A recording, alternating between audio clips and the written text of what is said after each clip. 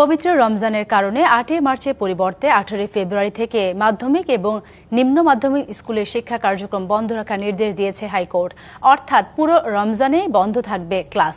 বিচারপতি ফাহমিদা কাদের ও বিচারপতি আসিফ হাসানের দ্বৈত বেঞ্চ রুল সহ এই আদেশ দিয়েছে। এতে বলা হয়, পবিত্র রমজান মাসে মাদ্রাসা শিক্ষার্থীদের জন্য একরকম আদেশ এবং স্কুল শিক্ষার্থীদের জন্য অন্যরকম আদেশের আইনি বৈধতা নেই।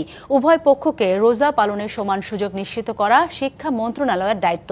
পাশাপাশি সরকারি বেসরকারি স্কুলের অভিভাবক এবং শিক্ষার্থীদের রোজা পালনে যেন ভোগান্তি না হয় সে বিষয়টি নিশ্চিত করা প্রয়োজন। তবে কোনো পাবলিক পরীক্ষা থাকলে তা এই নির্দেশনা বাইরে থাকবে বলেও জানায় হাইকোর্ট।